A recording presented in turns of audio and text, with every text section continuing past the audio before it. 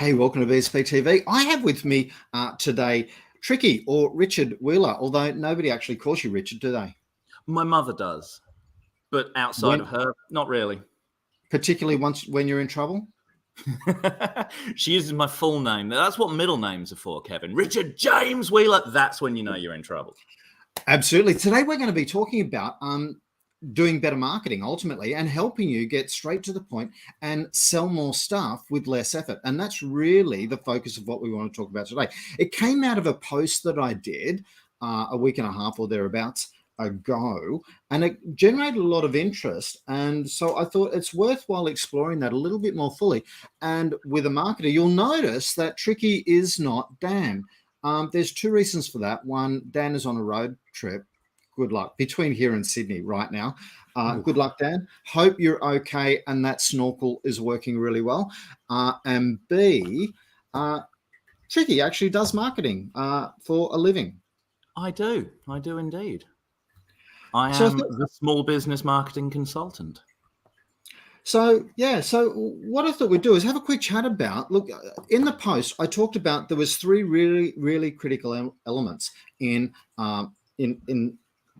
stopping wasting time in those marketing joint venture meetings that don't go anywhere, and following opportunities down a rabbit hole that never seem to eventuate. Because as small business owners, we're time poor already. We do spend a lot of our time meeting other small business owners.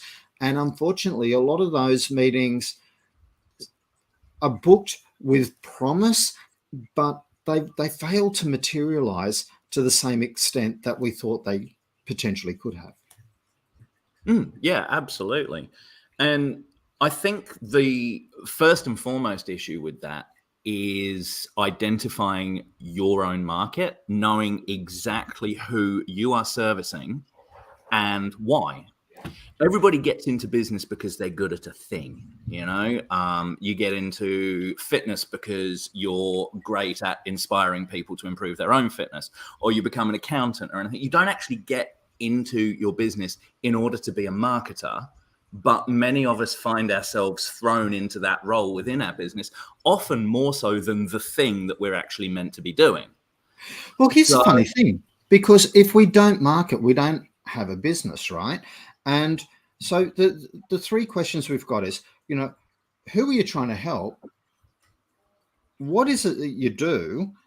And how does this change their life? But I'm going to get people to think about it a little bit differently. And I want us to have that conversation, because quite often we all know what we do.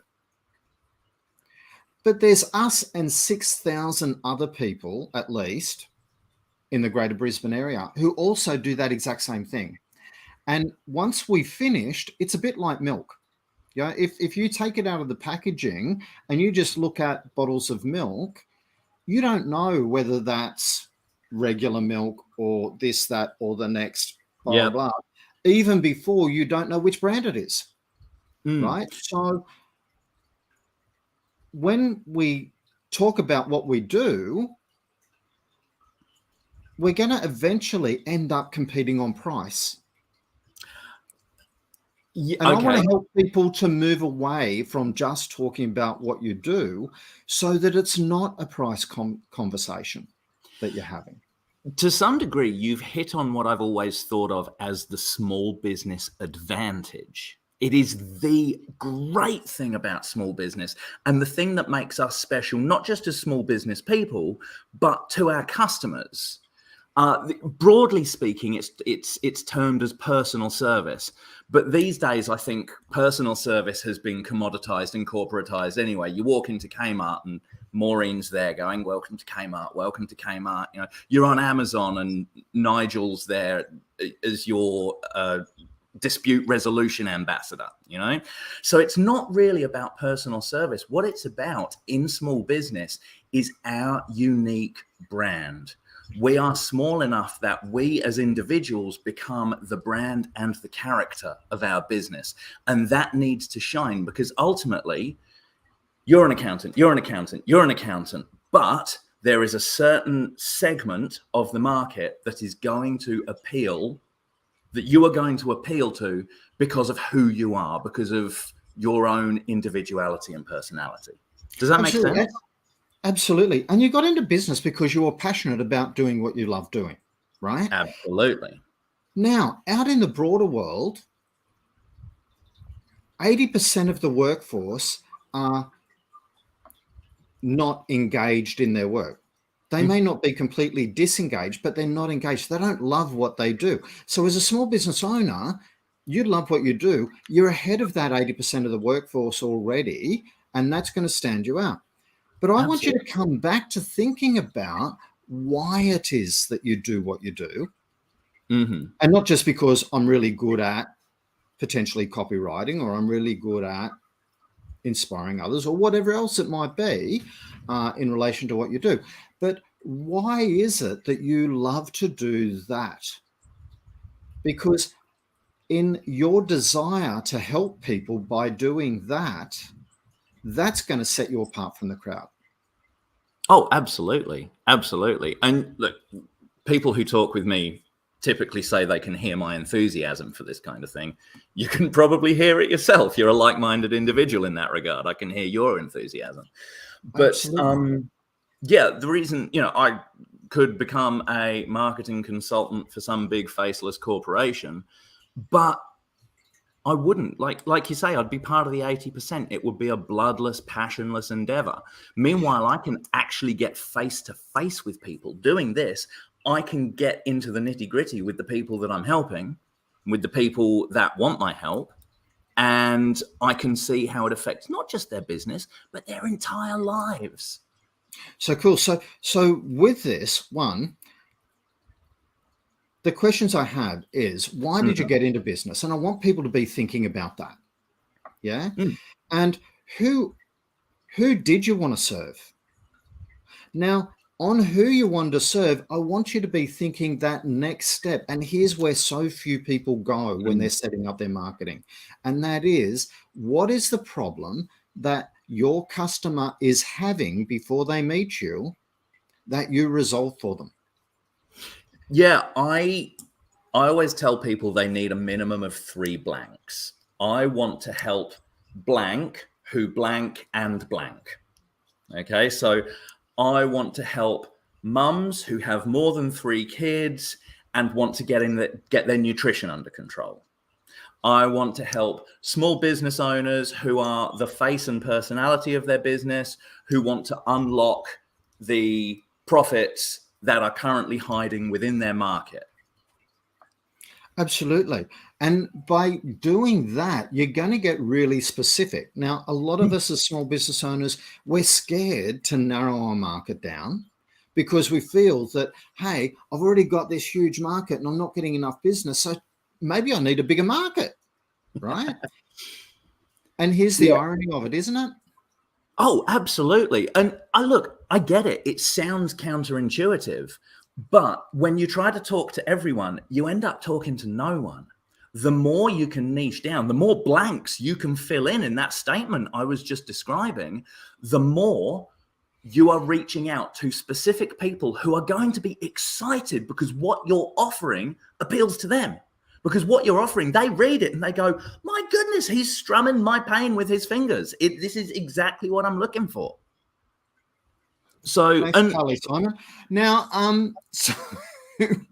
so in thinking about this, right, we've got 2 questions in relation to that. One is about a minimum viable market, because if you only have a market of 1 person, then, I once met a guy who was selling trains. Literally, he sold trains, right? Not little toy ones, like real life. So he worked for a company that sold trains. And up here in Queensland, there's really only 1 client that you really need to be talking to, right? And I said, gee, it must be stressful because you'd never be allowed to be sick, because what if Queensland Rail pick up the phone and say, I want to buy a train, and you're not there? Anyway, so the first thing you need to look at is minimum viable market. Is there enough interest in what you're doing of people who have pain around that problem that you're trying to solve that can make what you charge a viable lifestyle for you, right? I think the word that people miss in that sentence a lot of the time is viable. A minimum viable market is very different from a minimal market, because we as small business people, we got to keep the lights on. You know, we're not a charity, we're a business. You know, we want to serve these people. We're passionate about serving these people, but we need to serve enough people effectively to keep the lights on in our own home. Absolutely. The second question in relation to that then is your capacity.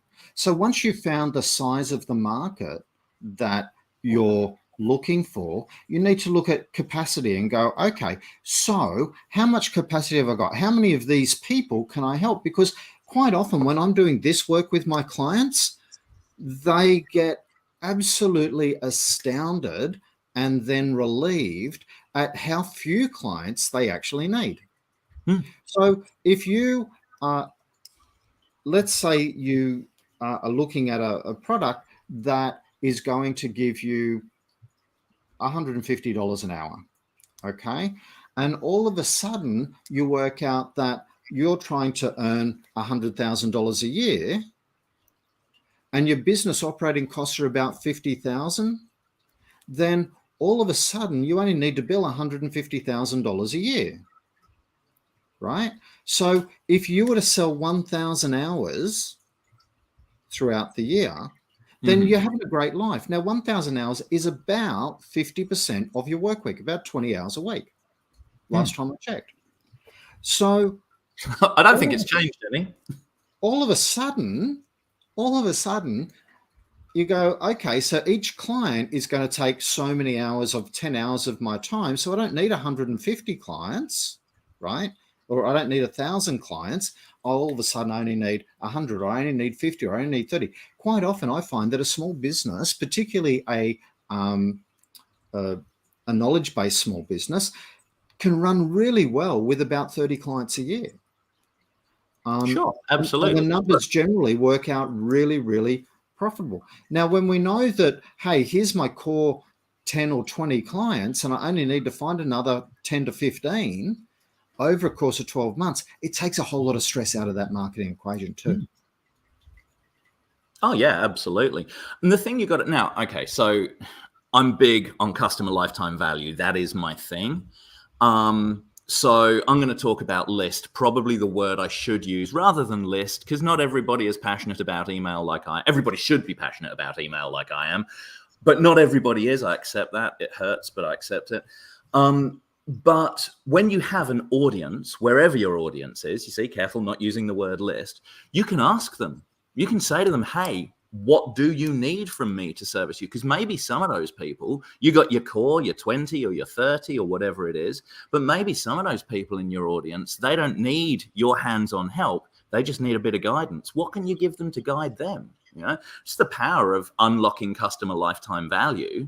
The very first thing you do is ask, what can I do to service your needs better? And some of them are going to tell you stuff you didn't expect to hear. And at that point, you go, right, there you go.